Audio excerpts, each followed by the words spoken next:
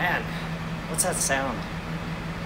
It sounds like a Ford F350 7.3 liter diesel dually 4-wheel drive.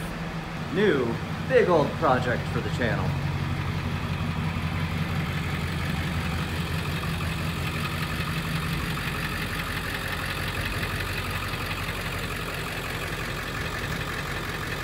Not bad. Normally when I get a new project in, I will take it from the very beginning and discover everything on video. With this one, I had to go pick it up myself because it was so large, Copart wouldn't deliver. I ended up getting it towed anyway. I did drive it off the lot, but it did have this flat tire, which unfortunately is our only tire with good tread, but it's flat, won't stay inflated. I filled it up to about 30 PSI, which is what I can do. And obviously that's not a lot for a truck tire, but it still leaks. But it won't turn right because we have this damaged cylinder right here, that rod bent. So we'll be unbolting that, put a new one on. That was unexpected. This is the reason it was totaled. Door pretty well bashed in. Back of the cab, it's got a solid dent there and deep groove there. Little thing on the front door. But replacing this door, everything should be okay. Maybe I have to correct some stuff in here.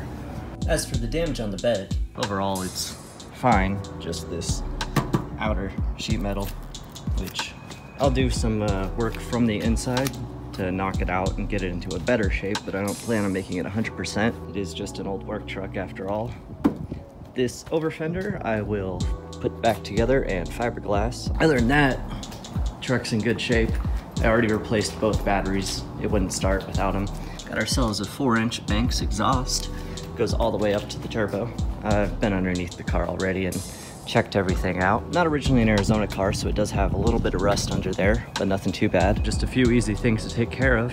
New steering component, new door, new tires. Fix that ourselves, and we'll be good to go on this.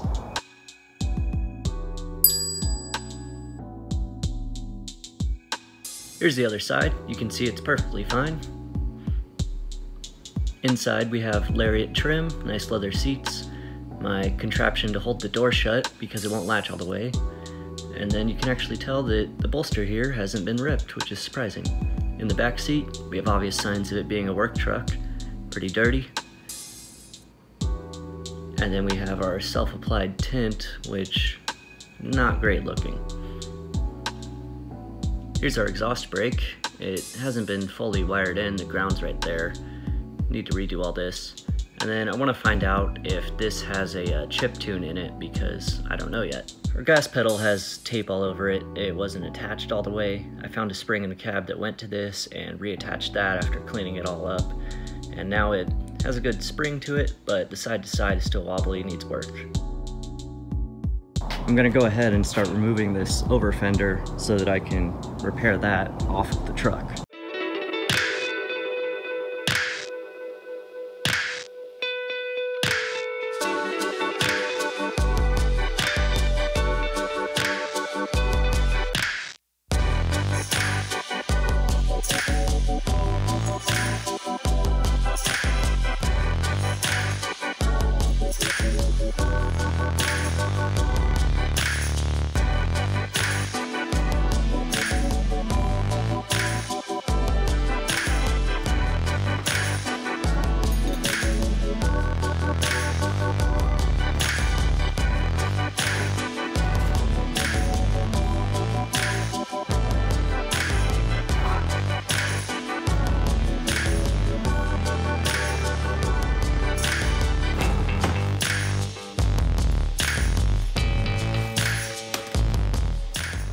All right, over fender's off. Wasn't bad.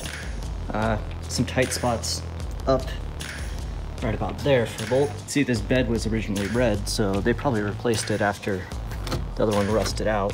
And then cab itself was originally black. I checked the sticker inside and it was UD paint code, which is black.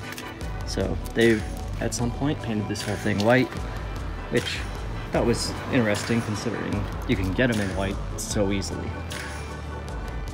So I bought a new steering stabilizer or steering damper for the front there, and I was going to originally get this from the junkyard with the door, but I figured I'd look online, and sure enough it was only like 30 bucks. So this is a good way to just get a new one, know it's in good condition, and hopefully 2 bolts, pop the old one off, pop the new one on. I have new hardware for an end here, not for both ends, but I think some reviews said it wouldn't fit, and we'll have to use old stuff. We'll see.